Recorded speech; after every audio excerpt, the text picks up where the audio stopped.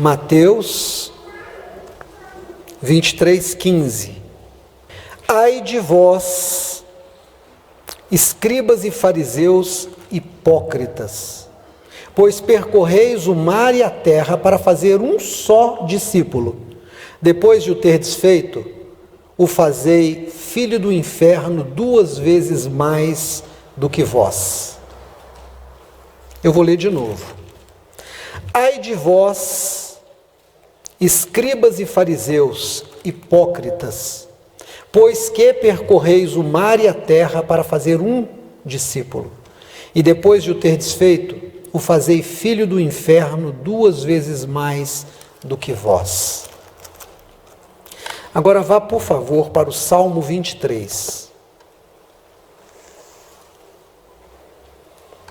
Salmo 23, verso 1 em diante. O Senhor é o meu pastor, nada me faltará. Deitar-me faz em verdes pastos, guia-me mansamente a águas tranquilas. Refrigera minha alma, guia-me pelos caminhos da justiça por amor do seu nome. Ainda que eu andasse pelo vale da sombra da morte, não temeria mal algum, porque tu estás comigo, a tua vara e o teu cajado me consolam. Preparas uma mesa perante mim na presença dos meus inimigos. Unges a minha cabeça com óleo e o meu cálice transborda. Certamente que a bondade e a misericórdia me seguirão todos os dias da minha vida, e habitarei na casa do Senhor pela eternidade. Amém. O que é a religião? Certamente que todos nós já ouvimos definição da religião como religação, e a resposta mais óbvia e esperada talvez seja essa, religação. Perguntando ainda que religação, também pela vivência religiosa, alguém vai dizer a ligação que Adão e Eva perderam por causa do pecado em Jesus, ela está sendo religada, vem de religare. Aqueles que estão aqui conosco há mais tempo também sabem que a palavra religião significa releitura, uma nova forma de ver as coisas a partir da palavra de Deus. Por 2 razões. A primeira é aquela que eu tenho ensinado: o homem é um ser moral em desenvolvimento. A moral, ela não é estática, ela não é estável, ela não é fixa, mas ela se transforma na medida em que a segunda coisa acontece: a capacidade do homem de abstrair, a capacidade do homem de filosofar, a capacidade do homem de entender e aceitar as mudanças. Então, pela própria mudança e pela capacidade de mudar, nós fazemos uma leitura nova a cada dia a partir da palavra de Deus.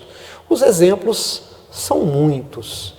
Quando a gente pensa no Israel que tinha dentro dele a escravidão, e nós entendemos hoje que a escravidão viola a vontade de Deus.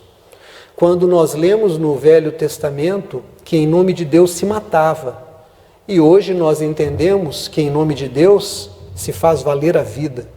Então, nós entendemos que nós fazemos releituras do mundo da realidade a partir de um novo entendimento da palavra de Deus. Isso é religião, muito mais do que meramente religação.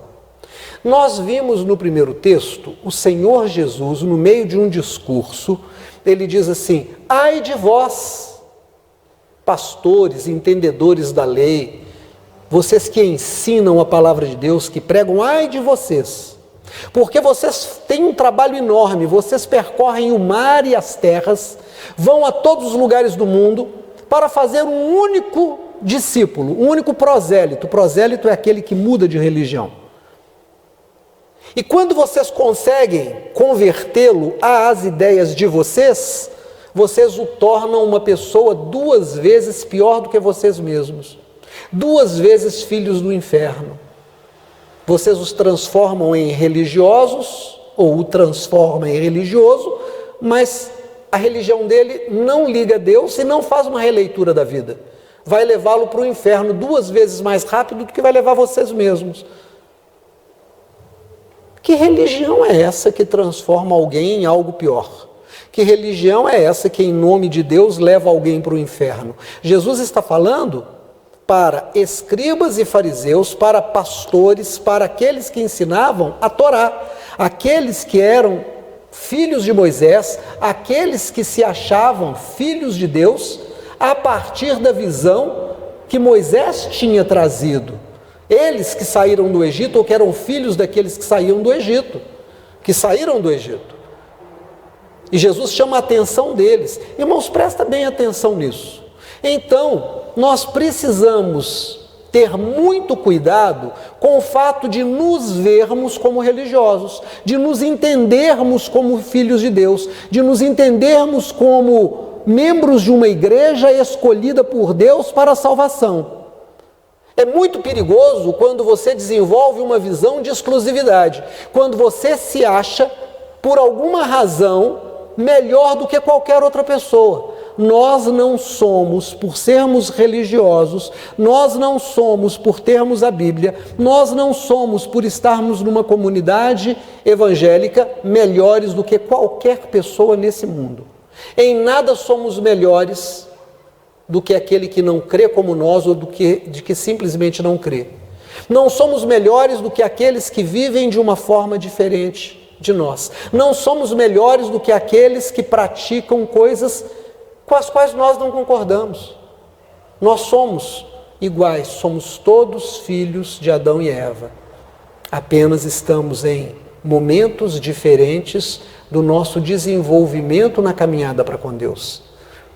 Por isso é que Jesus chama a atenção dos religiosos e diz: ai de vocês, vocês têm uma conta para pagar, vocês realmente se esforçam para fazer discípulos, mas com uma religião tão dura, com uma religião tão hipócrita, com uma religião que defende aquilo que foi deixado para trás, com uma religião que não consegue ver o valor daquilo que Deus valoriza.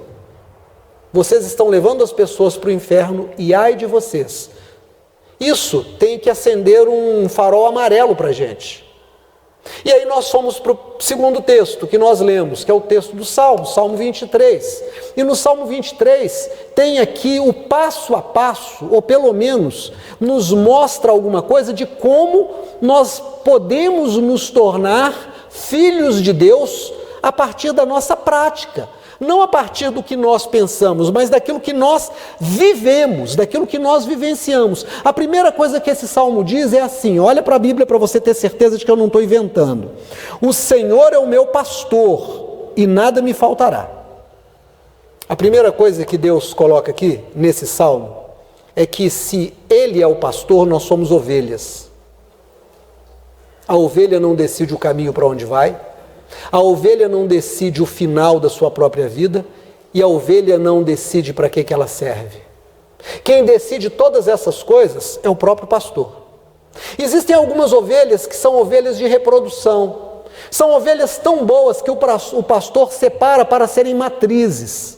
Existem ovelhas que são para dar carne, engordam e morrem para que outros possam comer da carne dela. Existem ovelhas que dão leite para que aqueles que precisam possam beber do leite, fazer queijo, fazer coalhada. Existem ovelhas que dão lã, que vão perder toda a produção da sua lã, vão ficar magrinhas, feinhas durante um tempo, vão recuperar de novo. Mas elas continuam ovelhas do pastor. Elas não dão coice, elas não dão chifradas e elas não mordem. Quando nós nos entendemos ovelhas de Deus, a primeira coisa que nós precisamos entender é que Deus tem um plano na nossa vida. E pode ser que Deus me dê um ministério de ganhar muitas almas, eu vou ser uma ovelha reprodutora. Não importa onde eu estiver, eu vou estar falando de Jesus, eu vou estar dando um testemunho, eu vou me importar de ir atrás de alguém, eu posso ter um ministério de orar com os enfermos, eu posso ter um ministério com crianças, eu posso ter um ministério com os idosos, eu posso ter um ministério de evangelizar ou de cuidar de pessoas dentro de uma comunidade. Eu sou um reprodutor, uma ovelha que Deus chama para isso. Mas tem ovelhas que Deus faz com que elas prosperem e muitas vezes elas perdem tudo. São aquelas ovelhas que dão a lã e de repente um pastor precisa tosqueá-las. Tem gente que diz, por que às vezes isso acontece na minha vida? Porque você vai ser testemunho de grandezas de Deus, porque você vai ser testemunho de resiliência, porque você vai ser testemunho de socorro de Deus.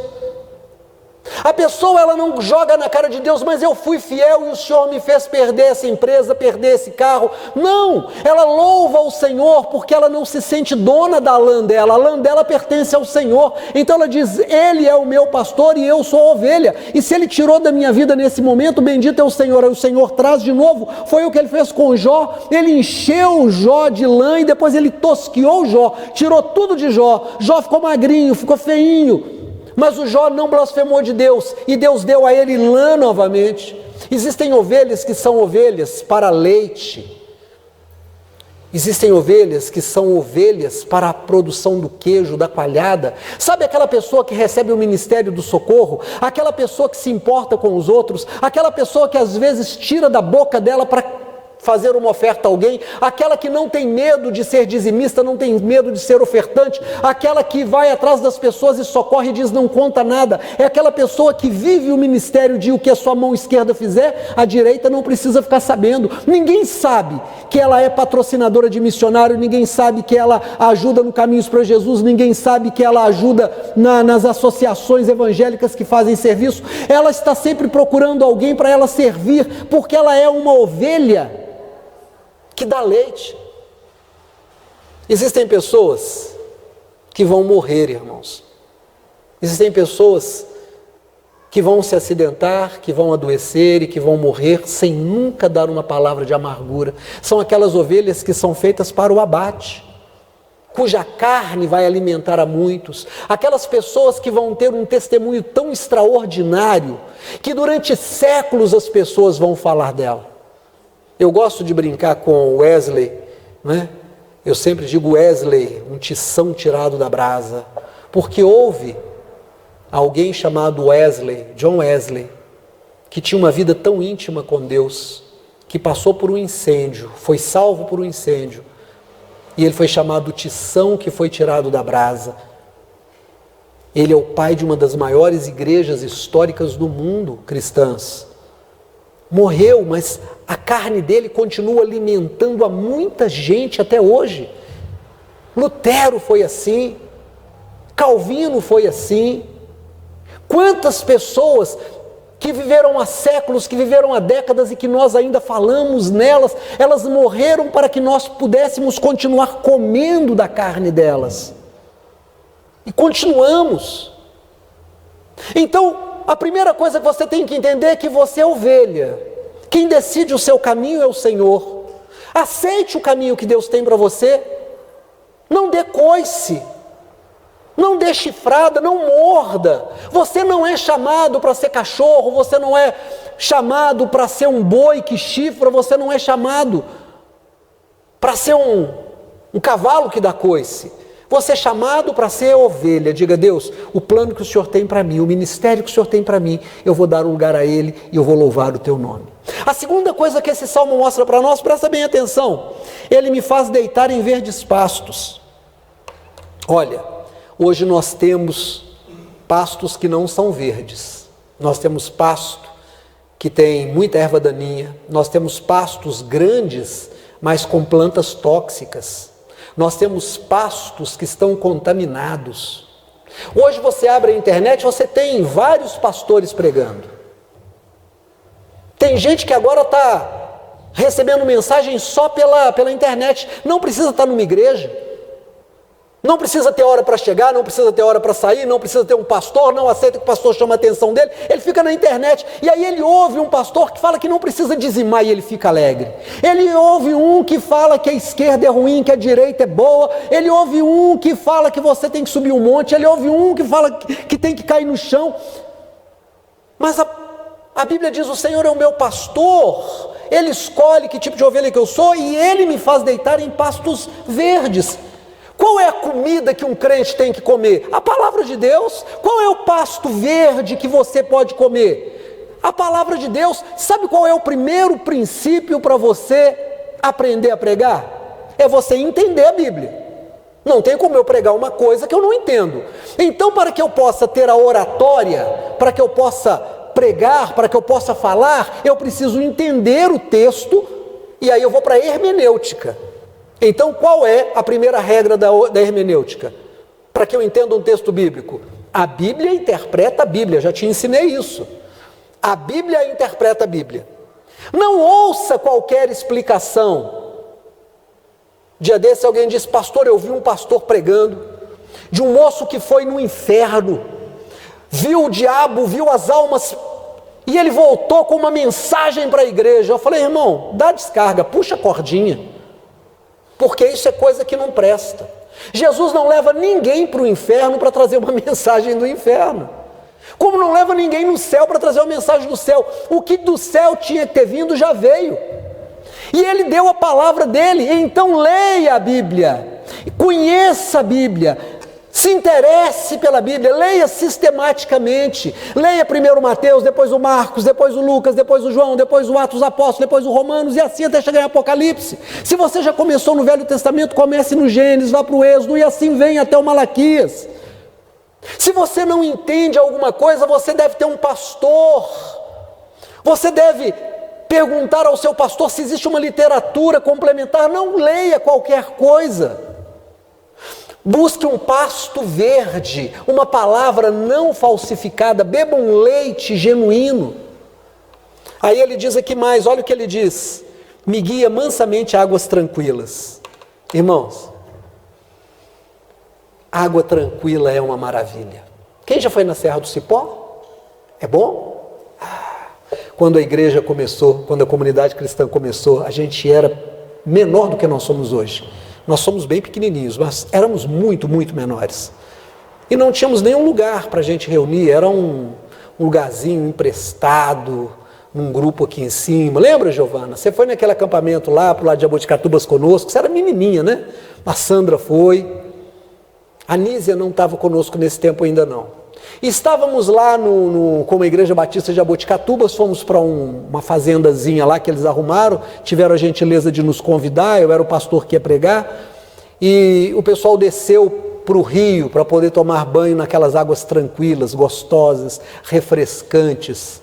Irmãos, de repente a água deixou de ser tranquila, teve o que eles chamam de cabeça d'água, choveu na cabeceira e desceu aquele volume enorme de água. O irmão Isalberto, que era um irmão gordo, foi levado pela água como se fosse uma pipoca em cima da água. O Mateus, meu filho, que estava sentado, foi atirado longe. Se Deus não tivesse feito alguma coisa, o Mateus na época disse que viu uma mão entrar e jogá-lo para o lado assim, ele saiu para o lado, o irmão Isalberto.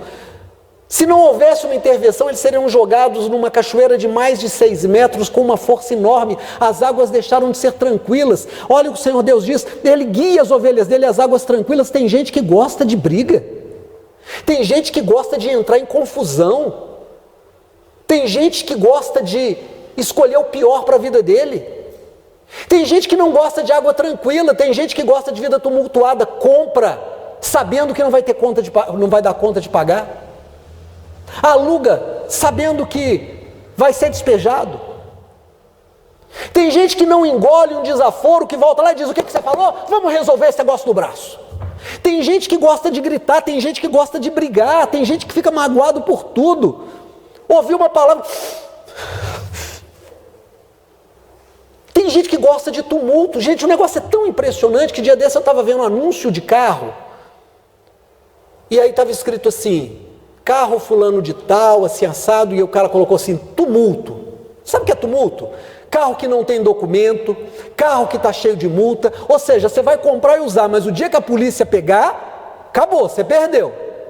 Você já sabe que aquilo é uma coisa roubada, é uma coisa cabritada, é uma coisa esquisita.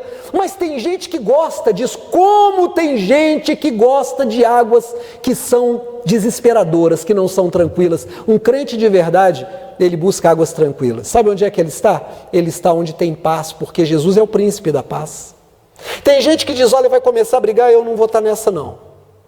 Tem gente que diz o quê? Eu não vou ficar devendo a ninguém, porque eu não vou deixar ninguém olhar para mim e dizer assim: aquele camarada ali, ó, não é de confiança, aquela mulher ali, ó, não é de confiança. Eu não vou pôr o meu nome em tumulto. Mas tem gente que gosta. Irmãos, tem gente que adora isso e não é ovelha, passa por ovelha. Que mais que ele diz? Olha aqui, ele diz assim, olha, refrigera minha alma e guia-me pelas veredas da justiça por amor do seu nome. Refrigera minha alma. Sabe o que está acontecendo hoje no meio da igreja?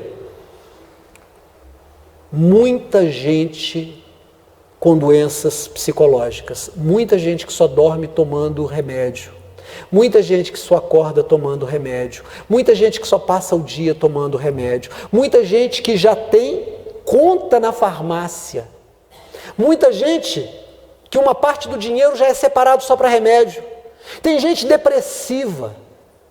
Pastor, mas crente não fica com depressão? Fica, mas não deveria ficar. Por que que fica? Olha o que está escrito aqui, presta atenção.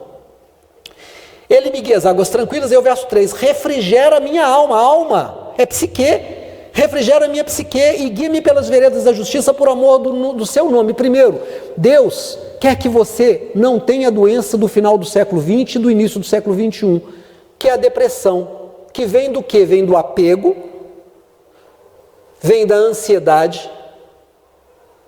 Eu fico ansioso, eu quero que o tempo corra, para que algo que está para frente aconteça rápido, isso é ansiedade. Que algo aconteça depressa, meu coração começa a ficar acelerado. Eu quero me apegar às coisas porque eu tenho medo de perder meu emprego, medo de perder a minha saúde, medo de perder o meu namorado, meu marido, meu pai, minha mãe, meu filho, minha esposa, minha namorada, medo de perder, eu me apego. O pronome possessivo meu e o pronome possessivo minha passa a ser algo tão importante. A pessoa não dorme porque ela não sabe o que vai acontecer amanhã. Ele diz aqui, o Senhor refrigera a minha alma, Ele me dá descanso por amor do nome dEle. Deus não vai deixar alguém olhar para você e dizer assim, mas ele é crente, como é que ele está mendigando? Por isso que a Bíblia diz assim, olha, fui moço e já sou velho, nunca vi alguém que anda com o Senhor mendigar o seu pão e nem vi a sua descendência na miséria. Irmãos, Deus coloca em você o testemunho, Deus anda com você, Ele não vai deixar você numa situação ruim, a não ser que Ele tenha um plano, e se Ele tiver esse plano, Ele vai te falar e vai dizer para você, olha, você vai passar por isso, porque é importante, vai ser um testemunho, você não tem que ficar ansioso. Não estou dizendo que você tem que ficar preguiçoso, não. Já que eu não tenho que ficar ansioso, então eu não vou trabalhar, irmão, trabalha. Já que eu não vou ficar ansioso, eu não vou estudar, irmão, estuda. Aproveita as oportunidades, levanta cedo. Já que Deus não quer que eu fique doente, então eu não vou cuidar da saúde, eu vou comer muito açúcar, muita gordura e muito sal, vai ter problema de pressão, de diabetes, vai ter problema de entupimento de coronária, vai ter problema sério. Viva uma vida normal, mas saiba que Deus está cuidando de você, porque Ele pôs o nome dEle em você. Que mais que diz aqui? Veja bem, olha lá. Diz assim, verso 4, ainda que eu andasse pelo vale da sombra da morte, não temeria mal algum, porque tu estás comigo, a tua vara e o teu cajado me consolam. Quem é que não anda debaixo da sombra da morte? Às vezes a morte joga a sombra dela sobre a gente, todos nós, sobre os nossos filhos. Eu fico pensando nas vezes, nas 2 vezes que meus filhos tiveram diagnósticos de doença quando eram pequenos e foram colocados no caminho da morte, que os médicos chegaram para mim e para Simone e disseram assim, olha, nós não garantimos, é possível que eles morram. Tanto o Mateus como a Amanda. Quantas vezes eu perdi um emprego, e fiquei entre um emprego e outro e não tinha dinheiro. Quantas vezes eu tive que chorar aos pés do Senhor dizendo, Deus, meu coração está aflito. E eu recebi o bálsamo de Deus. Quantas vezes eu passei por dificuldades? Quantas vezes eu vi a sombra da morte passando por perto da minha mãe e agora vejo passando pelo meu pai? Quantas vezes? Quantas vezes eu me vi diante de situações onde parecia que eu ia morrer? Mas às vezes a gente não se dá conta de que Deus está no controle. Ele diz, olha, a tua vara e o teu cajado me consolam. O pastor de ovelhas, nos dias do salmista, ele tinha uma vara que eles pegavam quando ela era só um galho, pegavam a ponta do galho e faziam uma curva e amarrava a ponta dela assim, amarravam assim, de tal maneira que ela ficava assim, ela ia engrossando o caule e o caule ia ficando desse jeito. Quando ela virava um tronco, mais grossinho, eles cortavam e deixavam secar. Aí a ponta dela ficava assim. É muito comum ver esse tipo de vara nos cartões de Natal. Lembra cartão de Natal, tem a imagem do pastor com um cajado assim com a ponta redonda? Para que serve aquela ponta? Quando a ovelha cai no buraco, ele leva aquela vara com aquela ponta e ele laça a barriguinha da ovelha e puxa a ovelha para cima. Mas além do cajado, ele tinha uma vara. A vara era um porrete. O porrete não era para bater na ovelha, era para bater no lobo que vinha comer a ovelha. Era para espantar a onça que vinha, o felino que viesse para comer as ovelhas. Então ele diz, ainda que eu passe pelo caminho da sombra da morte, eu não vou temer coisa alguma, porque Deus está comigo, a sua vara e o seu cajado me confortam. Eu sei que Deus vai lutar por mim. Olha, irmão, às vezes você vai estar desempregado e vai falar, eu não sei como é que eu vou pagar a conta. Às vezes a sua empresa não vai estar produzindo o que você precisa e Deus vai falar assim, calma, a empresa não é tua, ela é minha, você só toma conta. Calma, eu vou te sustentar, eu tenho sustentado o passarinho, eu tenho sustentado a minhoca, eu tenho sustentado o peixe, eu não vou sustentar você. Confia em mim, eu vou brigar por você, eu vou lutar por você. Então comece o seu dia dizendo, Deus, obrigado, porque o Senhor me guia, eu estou no caminho certo, eu sou tua ovelha, o que o Senhor tem para mim eu vou fazer. E descansa o teu coração, saiba que Deus vai lutar por você. Posso ouvir um amém? Amém. Amém. Ele diz mais, olha lá o que ele diz. Verso 5, preparas para mim uma mesa na presença dos meus inimigos, unges a minha cabeça com óleo e o meu cálice transborda. Tem uma mensagem do pastor Caio Fábio, seguramente essa mensagem tem mais de 30 anos. Ele dizia o seguinte, tem lugar que você chega em que você é honrado, honrado e honrado. Alguém diz, vem, senta aqui. Olha, pastora, olha, pastor, nós vamos colocar um pratinho salgado aqui, se o senhor precisar de qualquer coisa, a gente vai trazer. Tem gente que é tão honrado que as pessoas falam dele, falam, mas ele é uma bênção, mas ela é uma bênção. Mas ele diz, tem lugar que você chega em que você é humilhado, humilhado e humilhado. Tem lugar que você chega que as pessoas dizem assim, não vou te receber não. 11 horas da noite você está na rua, e a pessoa dá de boba e diz assim, não sei o que é não, e fecha a janela e não te atende. E você fica lá, à mercê do ladrão, do frio. Tem gente que fala, não gosta da palavra dela não, gosta da palavra dele não, te humilha, fala mal de você. Sabe o que o Senhor Deus está dizendo? Ele está dizendo que o Senhor é quem te defende, Ele que coloca o óleo na tua cabeça, o óleo que te distingue. O Senhor é que prepara uma mesa para você na presença dos seus inimigos. Você não tem que brigar com ninguém não, você não tem que defender você mesmo não vai tirar satisfação. Tem gente que fala assim, o quê? Falou de mim, eu vou lá tirar satisfação. O que foi que você falou comigo? Repete aí, eu quero ver o que você fala. Não precisa disso não, deixa Deus tomar conta. Deus, meu irmão, quando alguém mexe nos filhos de Deus, Deus vira uma onça. A Bíblia diz assim, olha, Abraão, pode sair e caminhar, eu abençoarei os que te abençoarem e amaldiçoarei os que te amaldiçoarem. Deus faz a mesma coisa quando você é ovelha dele, quando você anda com ele, quando você deixa Deus tratar de você, quando você só depende dele, Deus te honra, te honra e te honra. E se alguém te humilhar, te humilhar e te humilhar, Deus vai preparar uma mesa para você na presença daquela pessoa. Aquela pessoa vai ver você prosperar, aquela pessoa vai engolir o que ela falou de você, aquela pessoa vai voltar humilhada porque ela te humilhou e vai um dia falar com você assim, me perdoa, porque Deus te defende. Posso ouvir um glória a Deus? Amém. Irmãos, olha que diz mais, para terminar, ele diz assim, certamente que a bondade e a misericórdia me seguirão todos os dias da minha vida, e habitarei na casa do Senhor por longos dias. Aqui, Deus fala de 3 coisas. Certamente que a bondade e a misericórdia me seguirão todos os dias da minha vida. A bondade e a misericórdia me seguem, ela não vai na minha frente não. Às vezes, eu topo com coisas que me machucam, que me humilham, que me dão prejuízo, que me dão raiva. Aí a bondade de Deus chega e resolve aquela situação. A misericórdia de Deus chega e me tira e me põe num lugar melhor, num lugar mais alto. Então, quando vier uma situação difícil, olha aqui para mim em nome de Jesus. Toda vez que você passar por uma situação difícil, saiba que ela é o palco onde Deus vai encenar uma peça de socorro a você. Saiba que a situação difícil é a matéria-prima para um milagre acontecer na sua vida, porque a bondade e a misericórdia vão te seguir até o último dia da sua vida nessa terra. E aí vem a segunda coisa que o último versículo está falando, porque se tem o último dia de sua vida nessa terra, é porque tem morte. Nós temos um negócio de não querer a morte. Deixa eu te falar, você vai morrer.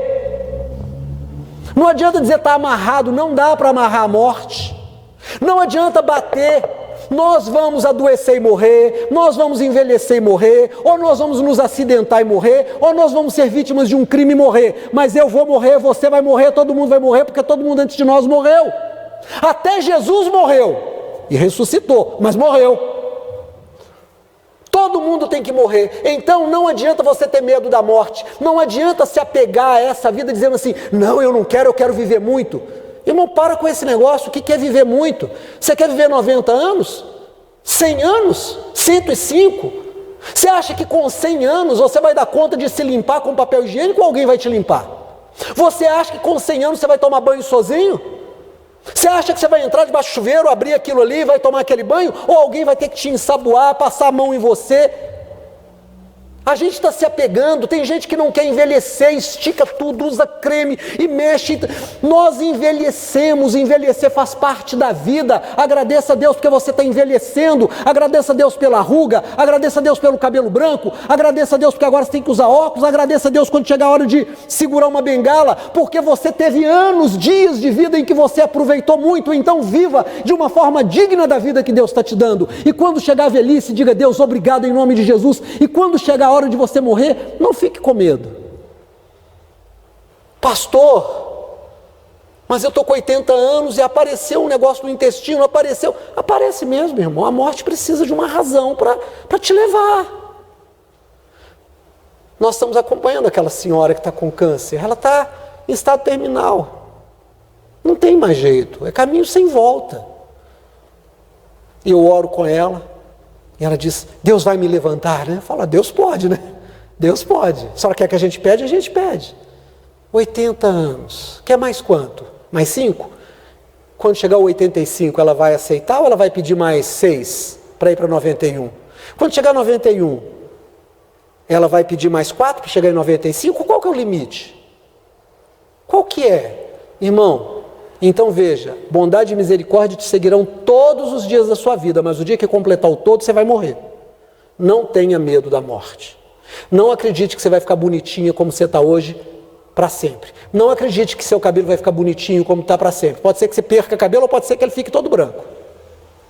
Não acredite que você vai manter essa forma, esse corpinho. Olha, vai chegar a celulite, vai chegar a gordura, vai chegar a pelanca, não tem jeito. Não tem academia que dá jeito, não adianta. Vou fazer spinning, vou levantar halteres, vou fazer flexão. Vai dar até logo e depois que você parar aqui o braço vai continuar assim, doim, doim, doim. Não tem jeito. A morte vai chegar. Mas aí ele diz algo tremendo que vence a morte. Ele disse, habitarei na casa do Senhor por longos dias.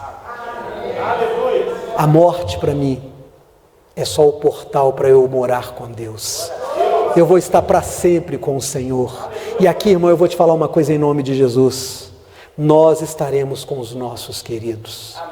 Eu não posso acreditar num Deus que me faz amar um filho, um pai, um irmão, e que depois nunca mais vai me deixar encontrar essa pessoa. Eu não acredito num Deus que me faz amar alguém e não poder reencontrar esse alguém no reino dele. Se ele próprio disse, eu estou ansioso para comer de novo essa ceia convosco no reino do meu Pai, é porque tem encontro, irmão. Nós temos encontro marcado com Jesus e com todos os que nós amamos. Aleluia! Tem gente que diz, não é você. Esse evangelho é um evangelho duro demais, é um evangelho lá do Mateus 23,15. Você não vai encontrar com ninguém, agora acabou, esqueceu tudo, morreu, acabou. Mas que Deus sem graça é esse? Ele me faz amar minha filha, Ele me faz amar meu filho, Ele me faz amar meu pai, Ele me faz amar os irmãos da igreja, Ele me faz chorar quando eles partem, Ele faz com que outros chorem quando eu partir, e nós não vamos ter a alegria do reencontro? O que aconteceu com Jesus depois que ele venceu a morte? Quênia, ele foi encontrar com aqueles a quem ele amava. Ele foi e passou 2 vezes, as portas estavam fechadas, ele apareceu entre eles e disse: vejam, sou eu mesmo. E ele disse: eu vou à frente, vocês vão me encontrar lá na frente. Irmãos, nós vamos nos encontrar e haverá festa no céu e nós estaremos lá, com roupas maravilhosas que Deus já preparou para nós. São as roupas de justiça, lavadas pelo sangue do Cordeiro, Yeshua Hamashia, e nós vamos vestir, e nós vamos estar lindos e perfeitos, e nós vamos encontrar todos os que foram antes de nós. E sabe aquele herói da Bíblia que você ama? Eu, por exemplo, amo Davi. Irmãos, eu amo Davi. Eu não vou dizer adoro, porque essa palavra na igreja evangélica ela traz um negócio esquisito. Mas eu gosto muito do Davi. Que vontade de conhecer o rei Davi. Que vontade de sentar com ele e falar assim: me conta, como é que foi aquele negócio de vencer o gigante? Eu li tantas vezes, me conta. E o Davi vai contar e eu vou ouvir. E eu vou dizer: como foi que você acertou aquela pedra? Ele vai apontar e dizer assim: está vendo aquele ali? É Jesus, foi ele que criou a pedra. Aleluia, irmão. Nós vamos todos estarmos numa festa maravilhosa. E habitarei na casa do Senhor por longos dias. Amém. Vamos ficar de pé, glória a Deus.